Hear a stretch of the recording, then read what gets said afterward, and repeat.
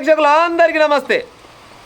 మహబూబ్ నగర్ జిల్లాలో ఒక ఘోరం జరిగిందిలా. ఎక్కువసేపు ఏం చెప్పాను, 2-3 నిమిషాలు చెప్తా అయినా ప్రయత్నం చేయరు.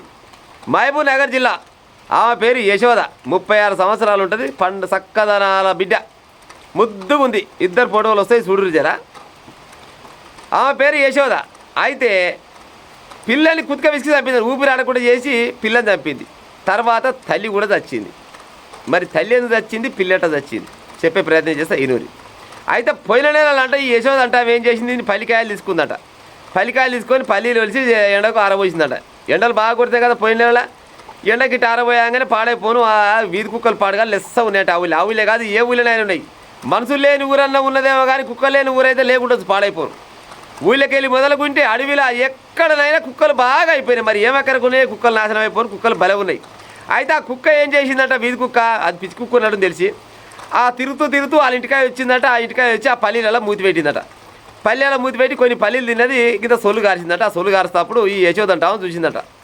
మళ్ళీ పాడైపోయిన కుక్క మూతి పెట్టాను, ఆ కుక్క నిలగొట్టింది. కుక్క నిలగొట్టినాక ఆ పల్లీలు పేదామని పల్లీలు అయితే వారేయలేదు కదా, ఆ పల్లీలు తీసుకొచ్చి కడుక్కుందట. కడుక్కొని మళ్ళీ ఆ పల్లీలు ఏసుక తిన్నదా కాల్చక తిన్నదా ఏదో రకంగా మళ్ళీ పల్లీలు తిన్నదట. తర్వాత 4-5 రోజుల తర్వాత చిన్నగా జ్వరం వచ్చిందట.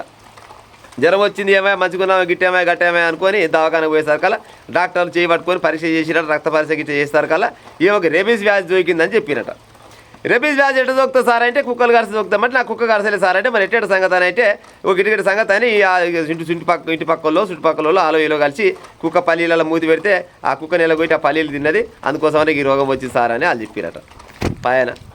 ఇక ఎప్పుడైతే రేబీస్ వ్యాధి వచ్చిందో ఆమెకు, అప్పటి నుంచి ఆమె తిక్క చేసుకుందట. మొత్తం మతిస్థిమితం కోల్పోయి ఆగం వాడి చేసుకుంటా నేను ఓవర్లేం చూసిందంటే ఓవర్లేం చూసి పిల్ల ముద్దుగుంది పాపం. బుజ్జి 3 సంవత్సరాలు ఉంటుంది.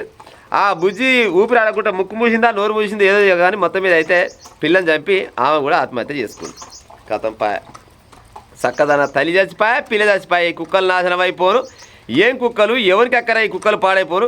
ఈ కుక్కలను ఎవరు జాదేది పూర్వంలో పెద్ద పెద్ద రాజులు, పెద్ద పెద్ద బిల్డింగ్లు కట్టిన వాళ్ళు, డబ్బు గల్లోళ్ళు, ధనం గల్లోళ్ళు ఆ కుక్కలని కావలు పెంచుకునేది. లేకపోతే కొంతమంది భూస్వాములు బావుల కాడ గట్టిన తొడేల బాధకో లేకపోతే నక్కలకో పిట్టలకు బాధలకో వేయగలేక ఆ కుక్కలు దాదుకునేది.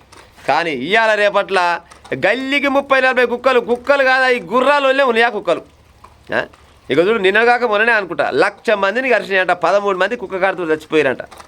మరి ఈ కుక్కలని నివారించమంటేనేమో నివారించరు. అదేంటంటే మూగజీవాల పానాలు తీయొద్దు, మేము కూడా తీయాలని ఏం చెప్తలేం. కానీ భయ సాదుకోరు, నష్టం లేదు మీరు. కానీ మరి ఆ కుక్కలకు ఒక షెడ్డు కట్టి ఊరవతలను వేసే ఉపాయం చేయరు. ఇంకా కొంతమంది అంటారు కుక్కలకు అదేంది కుటుంబ నియంత్రణ చేస్తాం, కుక్కలు వెరిగేటట్టు చేయం.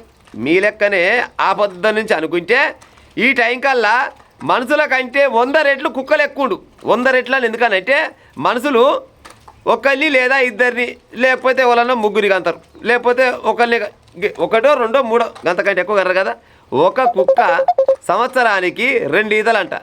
2 ఈతలు అయితే మరి దగ్గర ఇప్పుడు ఎంత, 14 14 పిల్లలు పెడుతుంది. 14 పిల్లలు పెట్టిన కుక్క మరి ఊర్లలో ఎన్ని కుక్కలు ఉండాలి, ఎన్ని 14 పిల్లలు కావాలి. మరి లక్షల కుక్కలు ఉన్నట్టున్నాయి భూమి మీద ఇప్పటివరకు చూసుకుంటే. మరి ఈ లక్షల కుక్కలని ఏం చేస్తారు అయ్యా, మరి ఏడ జాస్తారు, ఏడ కుటుంబ నియంత్రణ చేస్తారు, ఎక్కడ చేసి పాడవుతారు. మొన్ననే అనుకుంటా 1,00,000 మందిని కరిచినట్ట కుక్కలు, 1,00,000 మందిని కరిచినాయి. అదేంది 13 మంది చచ్చిపోయారంట. ఎంతమందికి రోగాలు ఉన్నాయి, ఆ రేబీస్ వ్యాధికి సంబంధించిన మందులు దవాఖానాల్లో ఉన్నాయో లేవో. మరి ఇదంతా బాధ ఎందుకు, కుక్కలు నివారిస్తే కాదా గవర్నమెంట్ వాళ్ళు.